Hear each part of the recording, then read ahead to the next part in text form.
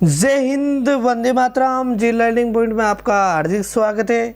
दोस्तों, आज हम इस वीडियो में मनोविज्ञान से विकास से संबंधित प्रश्न देखेंगे। दोस्तों, तो वीडियो को पूरा देखें। दोस्तों, जो भी हो कमेंट करें। आपको बता दें, ये प्रश्न बहुत ही ध्यानपूर्वक चुने गए हैं, जो कि आपकी परीक्षा की दृष्टि से अच्छे साबित हो। तो पहला प्रश्न आपके सामने सही है, इनमें आपको सही चुनना है। ब्राउन फैन बैनर मॉडल में धार्मिक संस्थान वायुमंडल, आपको ये चुनना है कि इनमें से कौन से विकल्प सही है। वाटसन के अनुसार वे प्रेम, क्रोध, मौलिक संवेग। सी विकल्प शारीरिक संरचना भाषा विकास को प्रभावित करता है। चौथा विकल्प बलबलाना भाषा विकास की दूसरी अवस्था है, तो इसे बलबला और बबलाना ये भाषा विकास की दूसरी अवस्था है। तो इसमें से आपको बता दूं दोस्तों, ब्राउन फैन बैनर मॉडल में धार्मिक संस्थान वायुमंडल एकदम राइट। दोस्तों, वाटसन भय, प्रेम, क्रोध, इसके अनुसार ये तीन जो मौलिक समय बताए थे वाटसन ने, जो मनोवैज्ञानिक है, भाषा संरचना भाषा विकास को प्रभावित करती, ये भी सही है। दोस्तों, बलबलाना भाषा विकास की दूसरी अवस्था है। तो पहली है आपके क्रेदन अवस्था होती है। ठीक है दोस्तों, तो आपका ये जो प्रथम विकल्प है एकदम सही होगा। अगला प्रश्न आपके सामने सही है। 4-5 वर्ष में बालक शिशु में अंतर करना मानसिक विकास क्रमिक व जन्म से परिपक्वता तक चलता है। जीवन मृत्यु का संप्रत्य प्रारंभिक बाल्यावस्था में विकसित स्कीमा मानसिक संरचना का सामान्यकरण। तो इनमें आपका राइट आंसर दोस्तों, ये जो भी विकल्प है वो एकदम सही है। तो आपका राइट आंसर हो जाएगा सभी। अगला दोस्तों आपके सामने सुमेलित है। संरक्षण वातावरण में परिवर्तन व स्थिरता को पहचानने व समझने की क्षमता। विकेंद्रण वस्तु के बारे में वास्तविक वस्तुनिष्ठ ढंग से सोचना। ब्रूनर जो वैज्ञानिक है, शिशु अपनी अनुभूति सक्रियता दृश्य प्रतिमा वे सांकेतिक रूप से व्यक्त करते हैं। समीपस्थ विकास वास्तविक विकास व संभाव्य विकास के मध्य का स्तर है। तो आपके ये चारों जो विकल्प है एकदम सही। तो आपका राइट आंसर हो जाएगा सभी सुमेलित है। अगला आपके सामने सही है। संप्रत्य विकास पर शारीरिक बनावट का प्रभाव नहीं पड़ता है। दूसरा विकल्प बालक सभी वस्तुओं में मानवीय गुण का अनुभव जीववादी संप्रत्य समूह के मानक के अनुसार वस्तु सुंदर या नहीं, ये 6 वर्ष में ज्ञात होता है क्या नहीं। सर्वप्रथम संप्रत्य वस्तु स्थायित्व प्याजे संप्रत्य विकास सामान्य से विशिष्ट की ओर होता है। तो इनमें आपका राइट आंसर हो जाएगा दोस्तों, आपका राइट आंसर हो जाएगा दोस्तों इसमें ये चौथा विकल्प, यानी कि सभी इसमें सही है दोस्तों। अगला प्रश्न आपके साथ सही है। संप्रत्य परिवर्तन विरोधी श्रेणीबद्ध वे संवेगात्मक भारित होते हैं। दूसरा, नैतिक विकास के आयाम संवेगात्मक, संज्ञानात्मक, व्यवहारात्मक होते हैं, संप्रदाय सार्वभौमिक होते हैं। बालक में जन्मजात शुद्धता, रूसो नैतिक निरपेक्षवाद प्रायत नैतिकता में पाया जाता है। तो इनमें आपका राइट आंसर चुनना दोस्तों। इनमें से आपका जो सी विकल्प है वो गलत है और बाकी जो सही है, यानी कि आपका राइट आंसर हो जाएगा ये आपके तीसरा विकल्प, जो कि ए, बी और डी।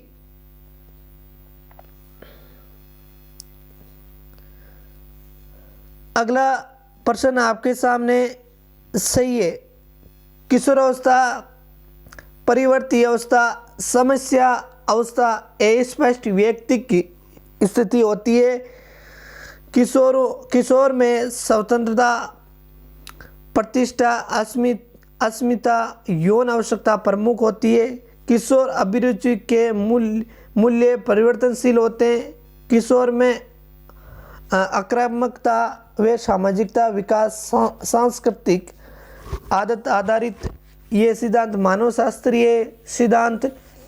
तो इनमें आपका राइट आंसर हो जाएगा ये पहला या दूसरा विकल्प सभी सही है दोस्तों।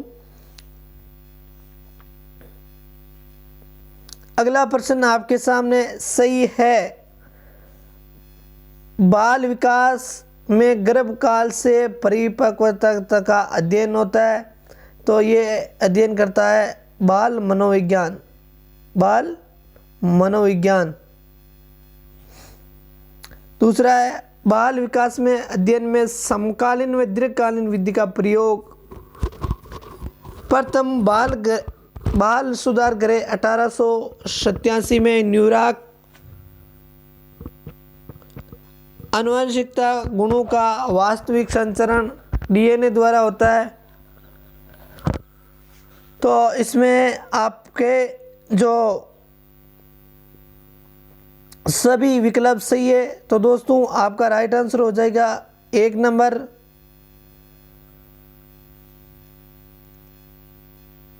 अगला प्रश्न आपके सामने सही है। विकास में रचनात्मक और विद्वेषात्मक दोनों परिवर्तन होते हैं। व्यक्तिगत भिन्नता के मापन में सबसे उपयुक्त अनुपात मापनी होती है। नवजात शिशु की श्वसन क्रिया रोने से प्रारंभ होती है। अस्थायी दांत 20 या स्थायी दांत 32। नवजात शिशु का सिर की लंबाई 22 से 25% होती है। तो इनमें आपको अपना राइट आंसर चुनना दोस्तों। तो इसमें आपका राइट आंसर हो जाएगा सभी, यानी कि सारे के सारे जो विकल्प है वो सही है। तो पहला विकल्प है आपके सामने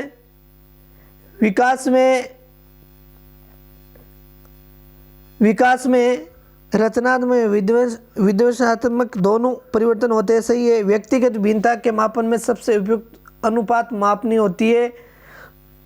नवजात शिशु की श्वसन क्रिया रोने से प्रारंभ होती है, एकदम सही। ऐसा दांत 20 व स्थायी दांत 32 होते हैं, एकदम सही। नवजात शिशु का सिर की लंबाई 22 से 25% तक होती है। अगला आपके सामने क्रियात्मक विकास के बारे में सही है। क्रियात्मक विकास के बारे में सही है। तो दोस्तों इनमें आपको कौन सा विकल्प सही है इस प्रश्न के अकॉर्डिंग वो चुनना है, कमेंट बॉक्स में ज़रूर बताइए दोस्तों। गर्भकाल के मध्यकाल से प्रारंभ। गर्भकाल के मध्यकाल से प्रारंभ क्रियात्मक विकास का पूछा है। क्रियात्मक विकास मस्तिष्कोमुखी व निकट दूर व सामान्य से विशिष्ट की ओर होता है। बालक में पैरों का कौशल विकास 18 माह से प्रारंभ होता है। तो इसमें आपका सही विकल्प सभी। अगला प्रश्न आपके सामने दोस्तों,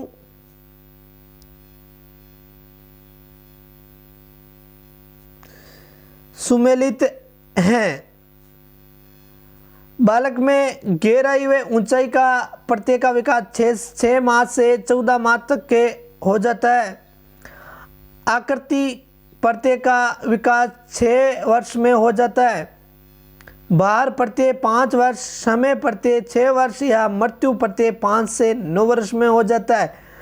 तो देखो दोस्तों, इसमें सारे के सारे विकल्प सही है। एक बार और देख लेते हैं दोस्तों। बालक में गहराई व ऊंचाई का प्रत्यय 6 माह से 14 माह के हो जाए, यानी प्रत्यय का मतलब उसे ज्ञात हो जाता है, वो उसकी डेफिनेशन या परिभाषा जान लेता है कि भाई मेरी ऊंचाई गहराई किस तरह की। आकृति प्रत्यय का विकास 6 वर्ष में हो जाता है। भार प्रत्यय 5 वर्ष में, समय प्रत्यय 6 वर्ष और मृत्यु प्रत्यय 5 से 9 वर्ष में हो जाता है। प्रयुक्त सभी विकल्प आपके सही होंगे।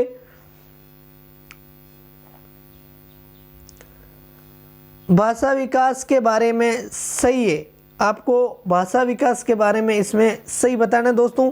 पहला है, भाषा का संबंध मस्तिष्क के बोकरा क्षेत्र से संबंध होता है, यानी बायां भाग मस्तिष्क से। अगला है, स्वर व व्यंजन ध्वनि 20 सप्ताह में। क्रदन का प्रारंभ जन्म से, ये क्रदन होता है मतलब है जो प्रथम भाषा होती है। चोमस्की ने मनोभाषिक सिद्धांत दिया जिसके अनुसार प्रत्येक बालक में भाषा अर्जन तंत्र जन्मदाता होता है। तो इनमें आपके सारे के सारे जो विकल्प है वो मनोविज्ञान के अकॉर्डिंग है। तो आपका राइट आंसर हो जाएगा ये आपका 5वां जो उपयुक्त सभी सही है दोस्तों। अगला निकट दूर सिद्धांत का विकास किस प्रकार होता है, ये आपको चुनना है दोस्तों। निकट दूर सिद्धांत का विकास किस प्रकार होता है, ये आपको चुनना है दोस्तों। तो इनमें पहला विकल्प है केंद्र से सिरों की ओर, ऊपर से नीचे की ओर, दोनों ओर बराबर, नीचे से ऊपर की ओर। तो आपका राइट आंसर हो जाएगा केंद्र से सिर की ओर। केंद्र से सिर की ओर जो विकास होता है वो निकट दूर का सिद्धांत होता है। अगला प्रश्न आपके सामने, निम्न में से किसका अर्थ आकार बढ़ने से है। तो दोस्तों, अभिव्यक्ति, विकास, परिपक्वता, उन्नयन। तो आपका राइट आंसर हो जाएगा दोस्तों, अभिव्यक्ति में क्या होता है कि इसमें आकार बढ़ता है। अगला प्रश्न आपके सामने,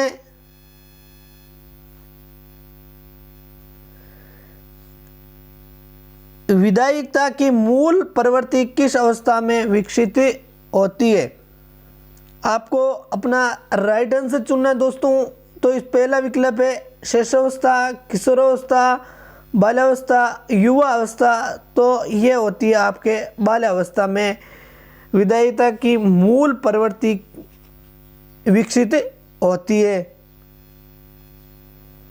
अगला प्रश्न आपके सामने, अपना राइट आंसर चुने दोस्तों। मैंने एक बच्चे को एक साधारण अवधारणा समझाने का प्रयास किया पर वे इसे समझ नहीं पाया। कुछ वर्षों बाद मैंने उस बच्चे को इस अवधारणा को समझाने का प्रयास किया तो बच्चा तुरंत समझ तो देखो दोस्तों, अभ्यास, संयोग, परिपक्वता, संयोग। तो दोस्तों ये होता है कि बच्चा छोटा होता है तो हम कुछ सिखाते हैं, उसके अकॉर्डिंग वो नहीं सीखता है। क्योंकि उस समय बच्चे की परिपक्वता नहीं होती है सीखने के लायक। तो इसका राइट आंसर हो जाएगा दोस्तों आपके तीसरा विकल्प। अगला प्रश्न आपके सामने दोस्तों, बालक अपने व्यवहार की सामाजिक स्वीकृति जिस अवस्था में चाहता है वह अवस्था है। तो दोस्तों आपको पता होगा, पहला विकल्प किशोरावस्था, दूसरी बाल्यावस्था, तीसरी शैशवावस्था, चौथी प्रौढ़ावस्था। तो आपका राइट आंसर हो जाएगा दोस्तों किशोरावस्था। यानी किशोरावस्था इस प्रकार की अवस्था होती है, तनाव, तूफान, यानी बहुत ही संघर्ष करना पड़ता है इस अवस्था में। तो इस अवस्था में क्या करता है, किशोर समाज से स्वीकृति चाहता है। तो राइट आंसर आपका पहला विकल्प हो जाएगा दोस्तों। जो भी समस्या हो दोस्तों मेरे टीचिंग कराने में, तो उस समस्या का निराकरण आप कमेंट करके जरूर बताएं। किस मनोविज्ञान के अनुसार विकास एक सतत और धीमी प्रक्रिया है। तो आपको इनमें से चुनना है कि भाई कौन सा मनोवैज्ञानिक है जिनके अनुसार विकास एक सतत और धीमी प्रक्रिया है। तो वो कौन सा मनोवैज्ञानिक है जिनके अनुसार विकास सतत और धीमी प्रक्रिया है।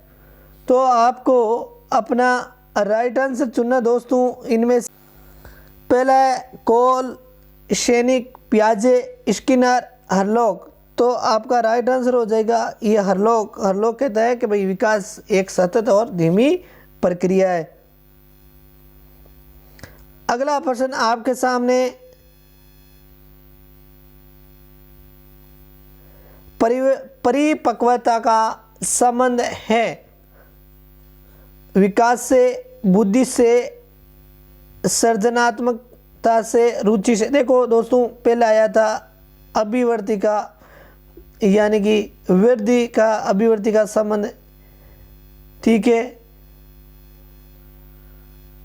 शरीर का बढ़ना, ये किससे संबंध होता है, ये अभिवृद्धि से होता है। अब पूछा परिपक्वता का संबंध किससे दोस्तों, ये होता है आपके विकास से।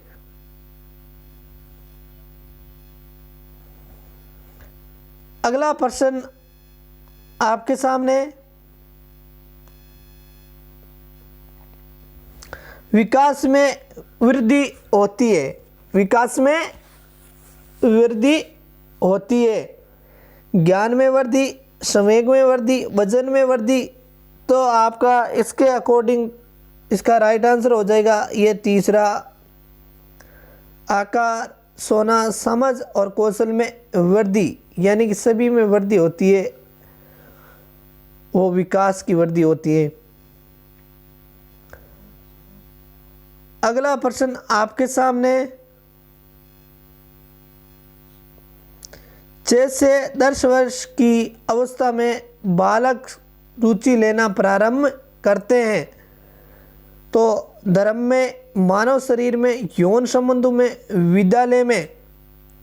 तो 6 से 10 वर्ष की अवस्था होती है, 6 वर्ष की अवस्था से बालक विद्यालय प्रारंभ करता है। तो ये अवस्था हो जाएगी आपके विद्यालय में रुचि लेने की अवस्था होती है। अगला प्रश्न आपके सामने, बाल विकास का सही क्रम है, क्या बताना है, बाल विकास का सही क्रम, प्रौढ़ावस्था, किशोरावस्था, बाल्यावस्था,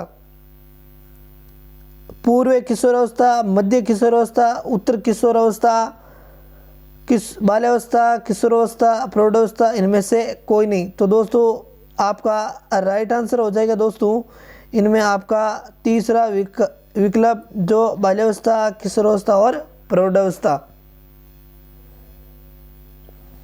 अगला प्रश्न, विकास कैसा परिवर्तन है।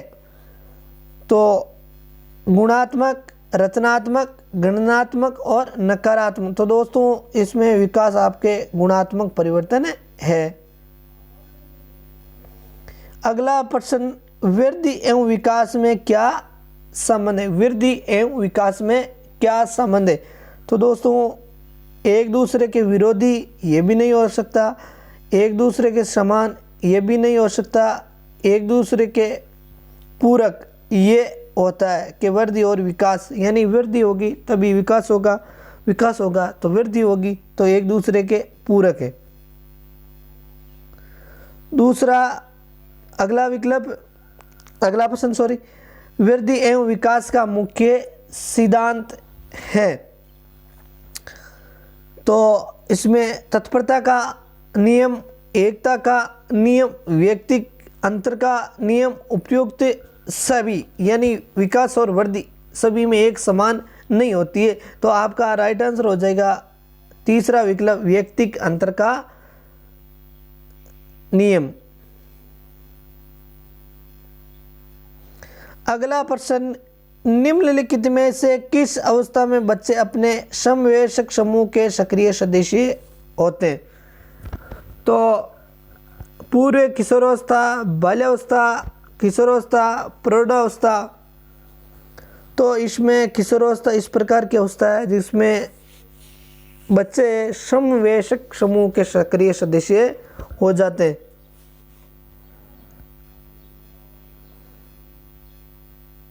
अगला प्रश्न, विकास कभी ने समाप्त होने वाली प्रक्रिया, ये विचार किससे संबंधित है?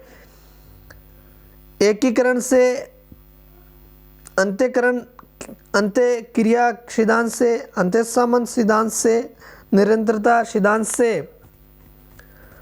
तो विकास कभी ने समाप्त, यानी कभी ने समाप्त, तो निरंतर चलता है, सतत चलता है, तो आपका राइट आंसर हो जाएगा दोस्तों निरंतरता सिद्धांत से। अगला प्रश्न आपके सामने, खिलौने की आयु कहा जाता है? पूरे बाल्यावस्था, उत्तर शैशवावस्था, उपयुक्त सभी। तो आपका राइट आंसर हो जाएगा दोस्तों पूरे बाल्यावस्था ऐसी होती है। बाल्यावस्था तो आपको पता है 6 से जो 12 होती है, उससे पहले की अवस्था होती है वो खिलौने की अवस्था होती है दोस्तों। अगला प्रश्न आपके सामने, निम्न में से कौन सी पूरे बाल्यावस्था की विशेषता नहीं है? दल या समूह में रहने की अवस्था, अनुकरण करने की अवस्था, प्रश्न करने की अवस्था, खेलने की अवस्था। तो दोस्तों दल या समूह बनने की अवस्था होती है आपकी किशोरावस्था। तो आपका राइट आंसर हो जाएगा दोस्तों पहला विकल्प।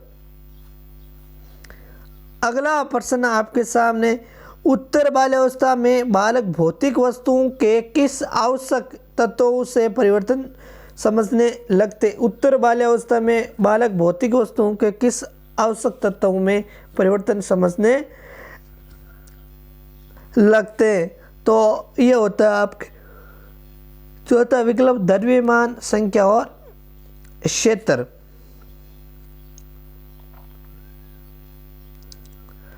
तो दोस्तों आज के लिए इतना ही। हमारे वीडियो पसंद आए तो दोस्तों शेयर करें, सब्सक्राइब करें और लाइक करें दोस्तों, कमेंट करें, जो भी समस्या हो वो हमारे साथ शेयर करें। आज के लिए इतना ही। जय हिंद, वंदे मातरम।